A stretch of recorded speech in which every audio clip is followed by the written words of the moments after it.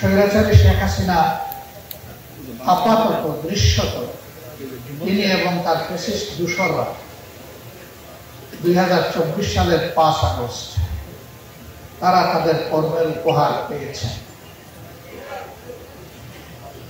তিনি দেশ থেকে পালিয়ে গেছেন, তার সঙ্গী সাথীরা পালানোর চেষ্টা করেছেন। কেউ চুরি করে পালিয়েছেন, আর কেউ ধরা পড়েছেন। যারা পালিয়েছেন এবং যারা পালাতে গিয়ে ধরা পড়েছেন, একজন মানুষ হিসাবে যদি চিন্তা করা হয়, তাদের জীবনের চেয়ে মৃত্যু ছিল তাদের জন্য শ্রেয়। কোন রাজনীতিবিদের জন্য পালানো মানায় না।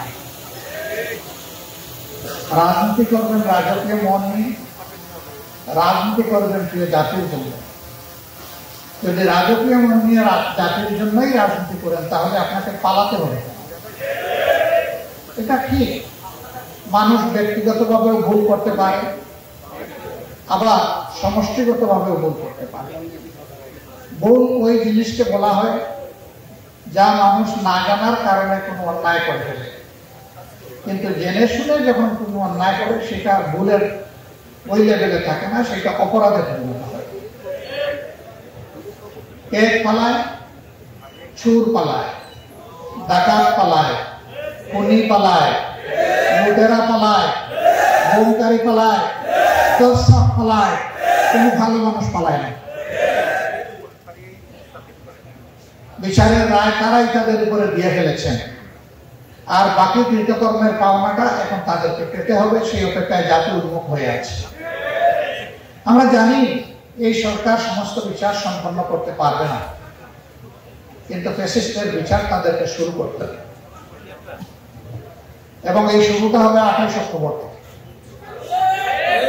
যেদিন লগি বৈঠক তাণ্ডবে দেশে রাজনীতি তার পথ হারিয়েছিল, সমাজ তার পথ হারিয়েছিল, যেদিন মানবতার মৃত্যু হয়েছিল, ওই দিন থেকেই বিচারের কার্যক্রম শুরু করতে হবে। 28 অক্টোবর থেকে শুরু করে 2024 সালের 5 আগস্ট পর্যন্ত এই লগি বৈঠাওয়ালারা যাদেরকে খুন করেছে, আমি মহান মওলার দরবারে তাদের শাহাদত কামনা করছি। এখানে জামাতের শীর্ষ নেতৃবৃন্দ আছেন, প্রিয় দলের সহকর্মীবৃন্দ আছেন, নারী আছেন, পুরুষ আছেন, শিশু আছেন, আবাল বৃদ্ধ বনিতা আছেন। তাদের অপরাধ, তারা অন্যায়ের বিরুদ্ধে, ফ্যাসিজমের বিরুদ্ধে তারা প্রতিবাদ করেছে। এই জন্যই তাদেরকে খুন এবং গুমের শিকারে পরিণত হয়েছে। এই সরকার আমাদের নেতৃবৃন্দের বিরুদ্ধে খুন, হত্যা, ধর্ষণ এবং লুণ্ঠনের মামলা দায়ের করে মিথ্যা মামলার মাধ্যমে সাজানো বিচারে, পাতানো আদালত তাদেরকে বিচারিক খুন করেছে, যা মানুষ দেখেনি।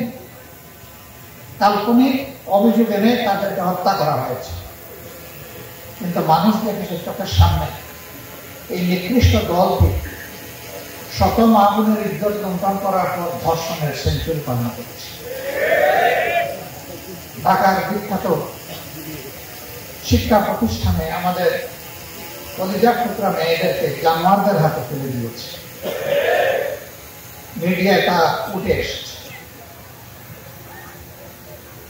আওয়ামী লীগের লম্পট নেতা কর্মী এবং তাদের মন্ত্রীদের লাম্পটের কুৎসিত ইতিহাস সাংবাদিক বন্ধুরা হাজারো বয়ের সংস্কৃতির ভিতরেও অল্প হলেও তুলে এনেছে। আজকে তাদের পাওনা তাদেরকে পেতেই হবে।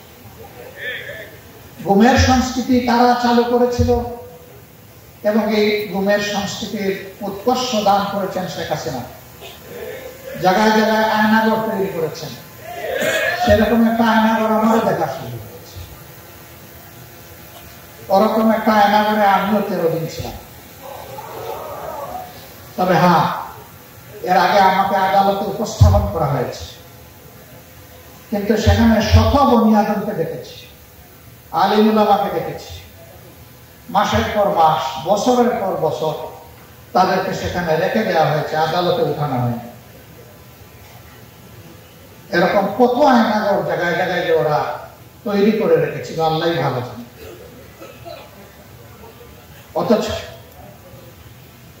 দেশের প্রচলিত আইনে বলা হয়েছে কোন ব্যক্তিকে গ্রেফতার করার পর 24 ঘন্টার ভিতরে অবশ্যই তাকে আদালতে তুলতে হবে এবং গ্রেফতার করার সাথে সাথে তার আপনজনকে জানাতে হবে যে তাকে গ্রেফতার করা হয়েছে। কিন্তু এই লোকগুলো আর আপনজন জানতো না এরা কি বেঁচে আছে না মারা গেছে। যদি তারা বেঁচে থাকে কোথায় আছে তারা জানতেন না। যারা শহীদ হয়েছেন, যাদের লাশ পাওয়া গিয়েছে, আপনজন যাদের দাফন করেছে, তারা তো অন্তত এটুকু প্রশান্তি পেয়েছেন যে এখানে আমার আপনজনের লাশ, এখানে আমার আপনজনের কবর। কিন্তু যাদেরকে আয়না করে নিয়ে নিখোঁজ করে ফেলা হয়েছিল তাদের আপনজন কিছুই জানতেন না। সেই আয়নাঘর থেকে এখনো সকলে ফিরে আসেনি। আমরা জানি না তাদের ভাগ্যে কি ঘটেছে। যারা ফিরে এসেছেন আল্লাহর প্রতি, তাদের প্রতি আল্লাহ তাআলার একান্ত মেহেরবানি যে তারা তাদের আপনজনের বুকে ফিরে এসেছে।